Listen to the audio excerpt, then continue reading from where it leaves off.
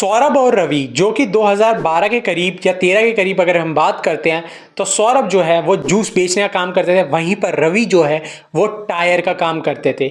लेकिन इन लोगों ने एक महादेव बैटिंग ऐप कंपनी को स्टार्ट करा जिसने एक इंडियन बैटिंग कंपनी को ही खरीदा था 1000 करोड़ रुपए के अंदर। और इन्हीं के चलते श्रद्धा कपूर, रणवीर कपूर, नेहा कक्कर और भी कई बड़े बड़े सेलिब्रिटीज आज फंस रहे हैं। इवन ईडी ने रणबीर कपूर, श्रद्धा कपूर को ऑफिस में भी बुलाया था। क्या रीज़न है जिसके पीछे इन लोगों को बुलाया गया और किस रीज़न के चलते ये इतनी बड़ी प्रॉब्लम में भी फंस गए हैं? बेसिकली हुआ क्या वो मैं आप लोगों को बताता हूँ।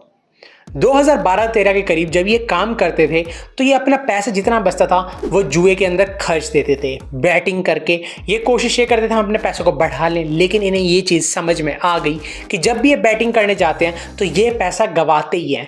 वहीं पर जो पीछे बंदा इन्हें गेम खिला रहा है वो हमेशा पैसा कमा के लेके जाता है, जिसके चलते इन्हें ये चीज़ समझ में आ गई थी और इन्होंने फिर बैटिंग करवाना स्टार्ट कर दिया खेलने की जगह, जिसके चलते पैसा कमाने लग गए।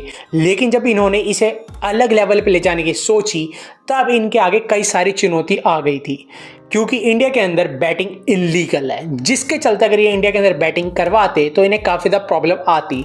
लेकिन महादेव बैटिंग ऐप तो इंडिया के अंदर ही ऑपरेट हो रहा था, वो चीज़ आपकी सही है। अब किस तरीके से ऑपरेट कर पा रहे थे वो मैं आप लोगों को बताता हूँ।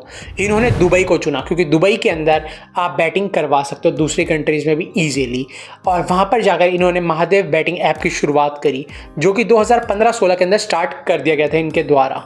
लेकिन इस ऐप ने धीरे धीरे पॉपुलैरिटी गेन करी और इसका एल्गोरिदम इस तरीके से बनाया गया था, अगर कोई भी बंदा इस गेम को खेलता है, इस पर आकर बैटिंग करता है तो वो गारंटीड पैसा गंवाएगा। कुछ टाइम तक पैसा कमाएगा, लेकिन हाँ एक समय के बाद वो पैसा गंवाना स्टार्ट कर देगा। इस तरीके से इसका एल्गोरिदम बनाया गया था। इन टोटलिटी लास्ट के अंदर जो पैसा कमाएगा वो सौरभ और रवि ही होने वाले हैं, जो कि एंड में पैसा कमाएंगे, और बाकी जो पब्लिक होने वाली है वो 99% अपना पैसा गंवाएगी, जिसे रिकवर करने के लिए या तो वो और पैसा लगाएंगे या फिर खेलना बंद कर देंगे।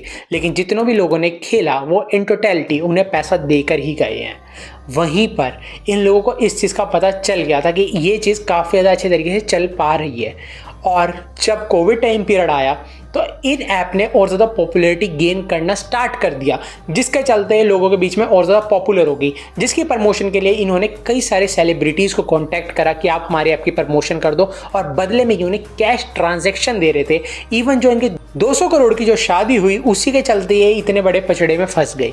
बेसिकली उस 200 करोड़ की शादी के अंदर इन्होंने कई बड़े बड़े सेलिब्रिटीज़ को बुलाया था, और वहाँ पर जब वो सेलिब्रिटीज़ गए तो उनकी जो फीस है वो इन्होंने कैश में दी। रीज़न उसके पीछे का ये था कि ये पैसे वो काफ़ी अलग अलग नेटवर्क से घुमा के लेकर आते थे, जिसके चलते इनके पास एंड में पैसा पहुंचता था, और ये उस पैसे को कैश के अंदर ही ऑपरेट करना ज़्यादा सही समझते थे। शायद आप लोगों के दिमाग में ये क्वेश्चन आया होगा कि अगर ये इतना ही ज़्यादा कॉम्प्लेक्स स्ट्रक्चर है तो लोग इसके अंदर अपना पैसा किस तरीके से डिपॉजिट और विड्रॉ करते थे। बेसिकली आपके फ़ोन के व्हाट्सएप पर आपको बैंक का डिटेल्स मिल जाती थी, जो कि एक आम पब्लिक की बैंक डिटेल होती थी, और उन्हें खोल के देने पर उन लोगों को 5 से 10,000 रुपये इनकी तरफ से दिए जाते थे। Passbook, bank card, bank detail सारी यही लोग इस्तेमाल करते थे, महादेव बैटिंग ऐप वाले, जिसके चलते ये हवाला के थ्रू कई सारी जगह से पैसा घुमाकर बाद में दुबई लेके जाते थे, और दुबई से फिर ये बाकी सेलिब्रिटीज़ को पैसा प्रोवाइड करते थे उनकी ऐप की प्रमोशन के लिए, और कई बड़े बड़े इन्फ्लुएंसर्स को भी। और इसी के चलते आज श्रद्धा कपूर, रणवीर कपूर को ईडी ने बुलाया है।